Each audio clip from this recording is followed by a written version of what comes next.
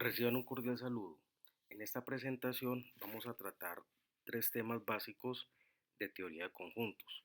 Estos son clases de conjuntos, conjunto potencia y particiones. Clases de conjuntos. Cuando hablamos de clases de conjuntos nos referimos a una colección o un conjunto de conjuntos. Por ejemplo, vamos a considerar el conjunto P que está en la presentación. Consta de cuatro elementos, los dígitos 1, 2, 3 y 4. Y consideremos una clase de subconjuntos que contengan exactamente tres elementos de P. Es decir, vamos a tomar subconjuntos que tengan solo tres elementos del conjunto P. Entonces acá tenemos un conjunto, el conjunto lambda, que va a tener cuatro elementos, pero estos elementos van a ser subconjuntos del conjunto P. Y fíjese que estos elementos son subconjuntos que contienen exactamente tres elementos de P. Miremos el siguiente ejemplo. Consideremos nuevamente el conjunto P y vamos a establecer una clase de subconjuntos de P que contenga el número 2, el dígito 2 y otros dos elementos más de P. Es decir, esta vez vamos a tomar un conjunto de conjuntos o una clase de conjuntos de tres elementos, pero esos tres elementos deben incluir el dígito 2 o el número 2. Entonces, en ese caso, aquí tenemos un conjunto gamma que va a tener eh, los tres elementos incluido el 2. Entonces, los elementos de gamma son los conjuntos o los subconjuntos cuyos elementos son 1, 2, 3, 1, 2, 4 y 2, 3, 4.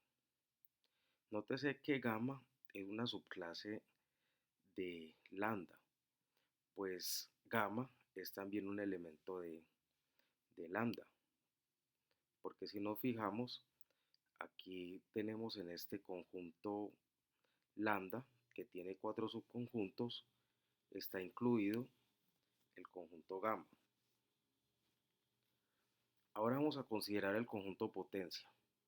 El conjunto potencia es una clase de subconjuntos de un conjunto dado lambda, sea el conjunto lambda que tiene estos tres elementos. Entonces, el conjunto potencia de lambda va a constar de los siguientes elementos. Primero, primer elemento va a tener el conjunto o el vacío. El segundo elemento, pues aquí consideramos el primer elemento del conjunto, después el segundo, el tercero y de ahí en adelante una combinación de los tres elementos, pero de dos en dos. Y por último, se tiene que un elemento del conjunto potencia es el mismo conjunto como tal. En total, el conjunto potencia para este caso va a tener 8 elementos. Y dentro de esos elementos, pues hay unos subconjuntos.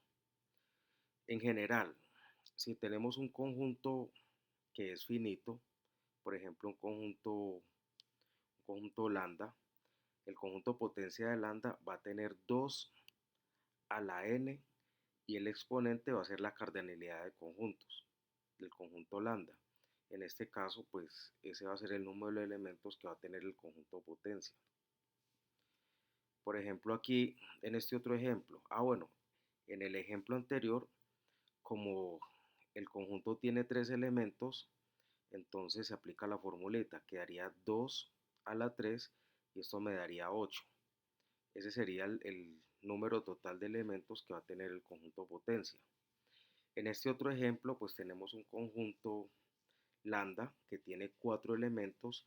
Si yo quisiera calcular el conjunto potencia de este conjunto, pues simplemente tomamos 2 y el exponente, en este caso sería 4 porque tendríamos cuatro elementos y al efectuar, al calcular esta potencia, pues tendríamos 16 elementos. Fíjense que en ese conjunto potencia, dentro de esos 16 elementos, debe estar el conjunto vacío, que está de primerito, y como último, el mismo conjunto. Ya pues aquí tendríamos que tomar elemento por elemento y las combinaciones que se tengan, que correspondan para los elementos que tiene el conjunto. En total, pues aquí tendríamos los 16 elementos del conjunto potencia. Ahora, ¿qué es una partición o qué son particiones?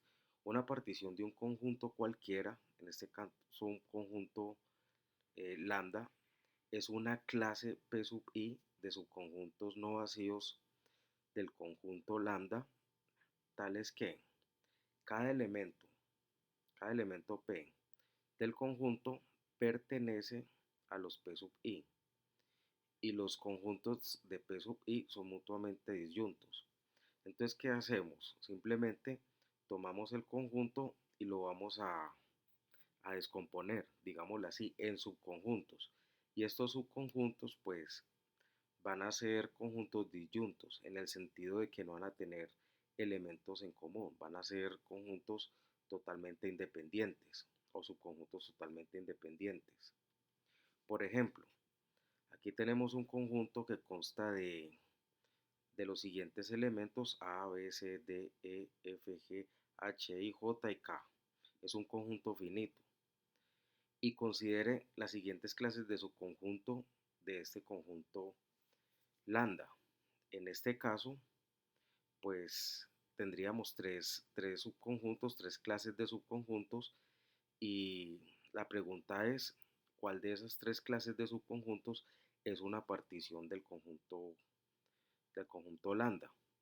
Entonces, para el primer caso, fíjese que este no sería una partición porque a pesar de que todos los subconjuntos que constan en esta clase de subconjuntos, vemos que en el primer subconjunto y en el segundo se está repitiendo el elemento A.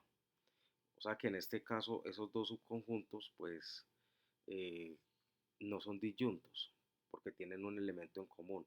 Entonces por lo tanto no sería una partición. Para la segunda clase de subconjuntos, aquí tendríamos cuatro subconjuntos y vamos a observar de que estos subconjuntos sean disyuntos. Y como podemos observar, pues los cuatro son disyuntos porque no tienen elementos en común. Pero si comparamos esos cuatro subconjuntos con el conjunto lambda, con el conjunto original, vemos que hace falta el elemento G en uno de sus subconjuntos. Entonces, por lo tanto, eh, el 2 o la clase de subconjuntos número 2 no sería una partición para el conjunto lambda. Fijémonos en la clase de conjuntos número 3. Fijémonos que aquí tenemos cuatro subconjuntos.